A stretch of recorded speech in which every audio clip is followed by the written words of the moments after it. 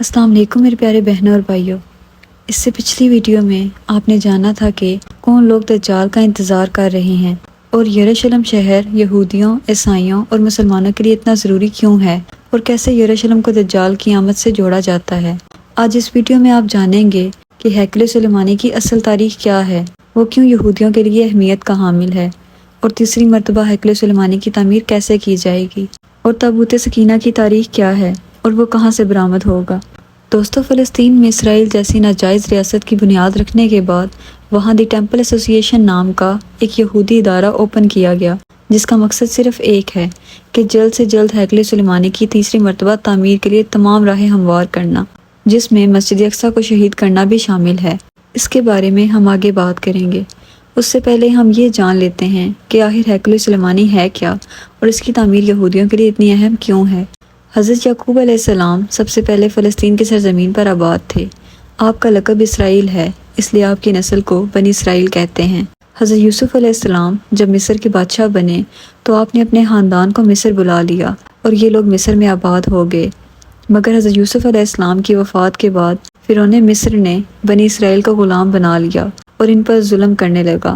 تو بنی اسرائیل میں اللہ تعالیٰ نے حضرت موسیٰ علیہ السلام کو نبوت بخشی اور کہا کہ اپنی قوم کو فرعون مصر سے نجات دلوا کر دوبارہ سے فلسطین میں جا کر آباد ہو جاؤ، اور بنی اسرائیل دوبارہ فلسطین میں آ کر آباد ہو گئے۔ مگر مصر سے واپسی پر یہ قوم ہر طرح کی برائیاں اور غرور و تکبر اپنے ساتھ لائے تھے۔ بنی اسرائیل کو اللہ تعالیٰ نے شمشاد کی لکڑی کا بنا ہوا ایک صندوق بھی عطا کر رکھا تھا، جو اللہ تعالیٰ نے حضرت آدم علیہ السلام کو اس زمین پر دے کر بھیجا تھا، مطلب وہ جنت سے اپنے ساتھ لائے تھے۔ یہ صندوق تمام انبیاء کرام کو ان کی وراثت میں ملتا رہا اور حضرت موسیٰ علیہ السلام تک پہنچا۔ یہ انتہائی مقدس صندوق تھا جسے تابوت سکینہ کہتے ہیں۔ یہ ساری زندگی حضرت آدم علیہ السلام کے پاس رہا اور پھر آنے والے انبیاء کو وراثت کے طور پر منتقل ہوتا رہا، یہاں تک کہ یہ حضرت موسیٰ علیہ السلام تک پہنچا، جس میں وہ اپنا خاص سامان یعنی تورات کا اصل نسخہ، اپنا عصا مبارک، وہ تختیاں جو اللہ تعالیٰ نے آپ کو کوہ طور پر عطا کی تھیں، رکھا کرتے تھے۔ مزید اس تابوت سکینہ میں حضرت موسیٰ علیہ السلام کا کرتا مبارک، من و سلوہ کا من، اور حضرت سلیمان علیہ السلام کی وہ انگوٹھی جس سے وہ جنات پر کنٹرول کرتے تھے، وہ سب بھی موجود ہے۔ یہ صندوق بنی اسرائیل کے لیے اللہ تعالیٰ کا ایک تحفہ تھا۔ جب بھی انہیں کوئی مشکل ہوتی وہ اس صندوق کو سامنے رکھ کر اللہ تعالیٰ سے جو بھی دعا مانگتے وہ پوری ہوتی۔ حضرت داؤد علیہ السلام نے اس مقدس صندوق کے لیے ایک ہیکل تعمیر کرنے کا ارادہ فرمایا تاکہ اسے محفوظ رکھا جا سکے اور مزید اس ہیکل میں اللہ تعالیٰ کی عبادت بھی ہو سکے، لیکن آپ کی زندگی میں یہ عمارت مکمل نہ ہو سکی اور آپ کے بیٹے حضرت سلیمان علیہ السلام نے اسے مکمل کیا، اس لیے اسے ہیکل سلیمانی کہتے ہیں۔ یہ یہودیوں کے لیے ایک عبادت گاہ کی طرح تھا۔ حضرت سلیمان علیہ السلام ایک عظیم الشان سلطنت کے مالک تھے۔ آپ کی وفات کے بعد بنی اسرائیل قوم سرکش اور نافرمان ہو گئی اور طرح طرح کی سازشوں اور شر و فساد میں پڑ گئی۔ انہوں نے جادو سیکھنا بھی شروع کر دیا۔ ان برائیوں کا نتیجہ یہ نکلا کہ بنی اسرائیل کے قبیلے دو ریاستوں میں بٹ گئے۔ ایک ریاست شمالی فلسطین اور اردن میں بنی جسے اسرائیل کہا گیا، اور دوسری ریاست جنوبی فلسطین اور ادوم میں بنی جسے یہودی ریاست کہا گیا۔ بنی اسرائیل قوم جب گناہوں اور بدکاریوں میں حد سے بڑھ گئی تو ان پر اللہ کا عذاب نازل ہوا، اور بابل کے بادشاہ بخت نصر نے یروشلم پر حملہ کر کے اسے مکمل طور پر تباہ کر دیا۔ اس دوران ہیکل سلیمانی بھی تباہ ہو گیا اور بخت نصر تابوت سکینہ کو اٹھا کر اپنے ساتھ لے گیا۔ اس کے بعد سائرس دی گریٹ یعنی حضرت ذوالقرنین علیہ السلام نے دوبارہ اس شہر کو آباد کروایا، جیسا کہ آپ نے یاجوج ماجوج والی ویڈیو میں جانا تھا۔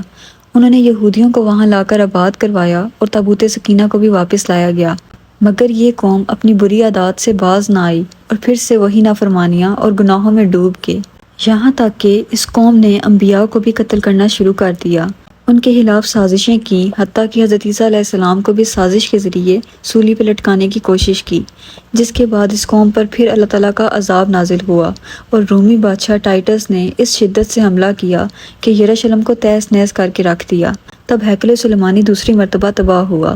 اس دوران تابوت سکینہ بھی ایسا غائب ہوا کہ پھر آج تک نہ مل سکا، اور یوں یہودی ایک بار پھر سے در بدر ہو گئے۔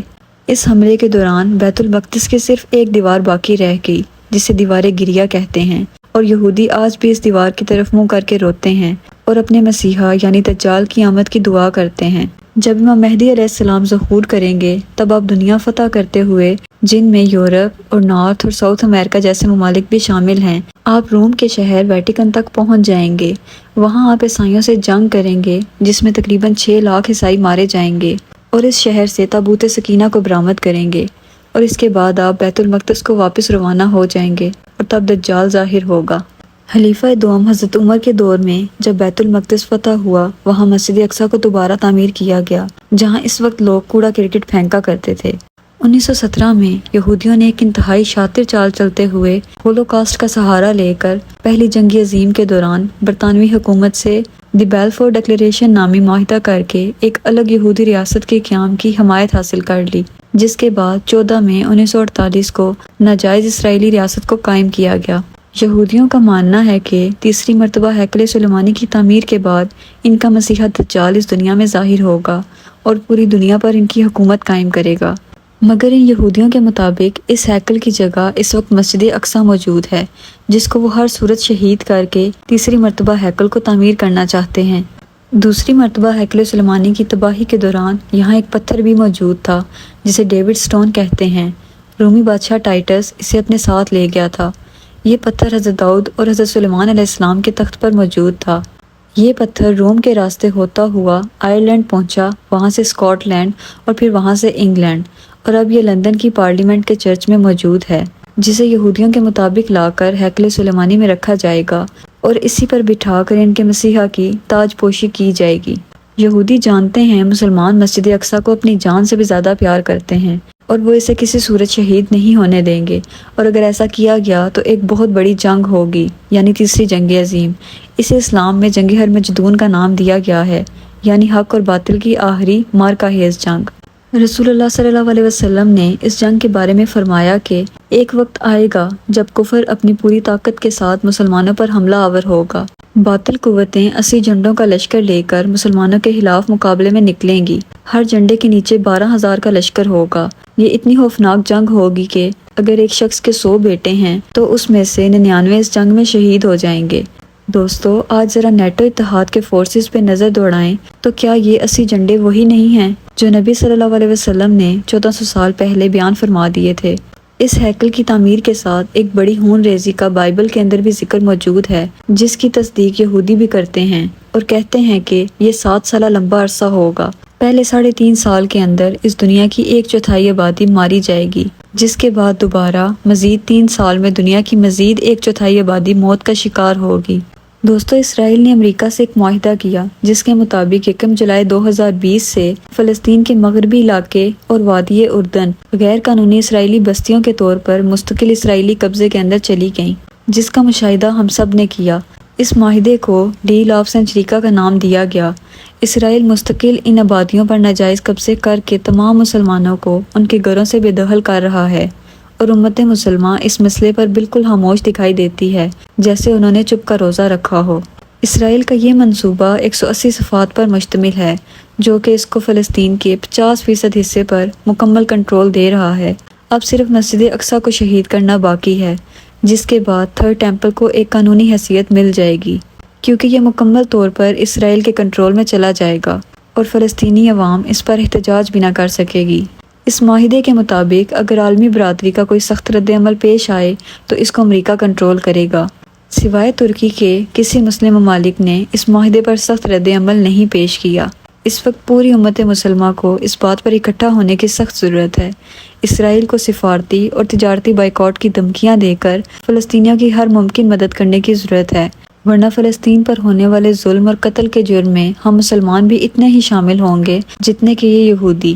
اللہ تعالیٰ تمام امت مسلمہ کو یکجا ہونے کی توفیق عطا فرمائے اور ہم سب کو حق اور سچ دیکھنے کی توفیق عطا فرمائے، آمین۔